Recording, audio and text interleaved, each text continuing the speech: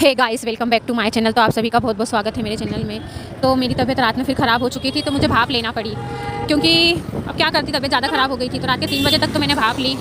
ठीक है, फिर मैं ये अपनी मशीन रख रही थी उठने के बाद, क्योंकि वो कहते हैं ना, भाप लेने के बाद थोड़ी हिम्मत नहीं हुई उठने की, दवाइयाँ ले लेते हैं तो दवाइयाँ भी कुछ नुकसान करती हैं। फिर सारा काम वाम कर लिया मैंने, अपना बेड सेट करना था, सब चीज़ें करनी थी, मैंने फटाफट करा। फिर झाड़ू वाड़ू लगाया, क्योंकि सारे काम हमें अच्छे से करना चाहिए, बेडरूम की सफाई वगैरह, इसलिए मैंने सारी चीज़ें बढ़िया अपने कर ली थी। और फिर उसके बाद मैं कपड़े जमाई थी, क्योंकि बहुत दिनों से मैंने तबीयत ख़राब के चक्कर में ना कपड़े जमाए थे, ना मैंने कोई और चीज़ करी थी। इस वजह से मैंने सारे कपड़े वगैरह जमा लिए थे, और मैं देख रही थी कि कौन से कपड़े धोने के हैं, कौन से सही हैं, कौन से नहीं हैं।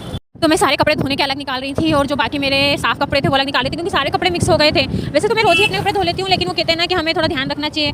कभी कभी मुझे जैसे सर्दी जुकाम की प्रॉब्लम है, तो इस कारण मैं, मुझे तो गर्मी में भी सर्दी हो जाती है, क्योंकि कई लोग कहते हैं कि गर्मियों में भी सर्दी निकलती है। पता नहीं, अब मेरे साथ तो है ऐसा, बाकी कुछ लोगों ने कहा है तो सच्ची बात होगी। फिर मैं नहाकर फ्रेश होकर आ चुकी थी, बढ़िया बाल भी मैंने बना लिए थे। मेरे बाल काफ़ी अच्छी तरीक़े से मैं सुखा रही थी, क्योंकि सर्दी होने का डर था, इसलिए मैंने बाल भी ठीक तरह से सुखा लिए थे, और बढ़िया तैयार हो चुकी थी मैं।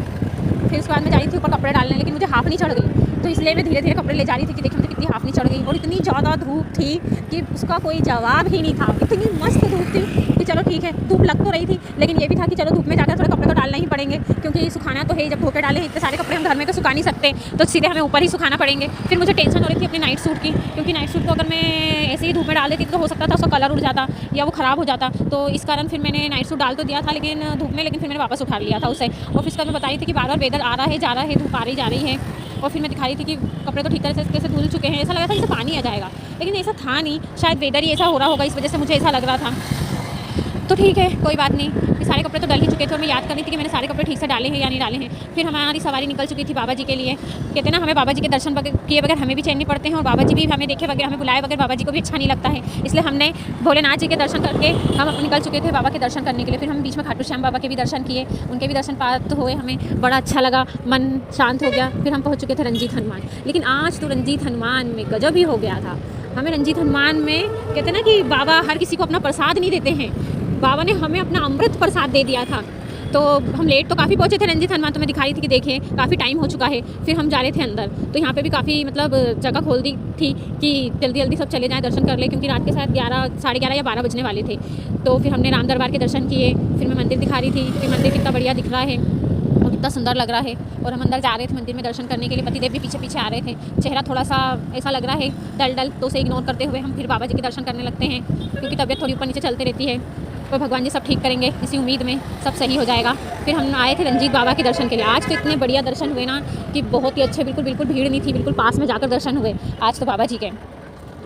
फिर उसके बाद हमने बाबा जी के दर्शन कर लिए थे, और हम अंदर जा रहे थे दर्शन करने के लिए। अंदर भी बहुत सारी मूर्तियाँ हैं। फिर पतिदेव भगवान जी से बहुत देर तक बात करते रहिए, क्योंकि उन्हें भगवान जी से बात करना, उनके पास बैठना बहुत ज़्यादा पसंद है।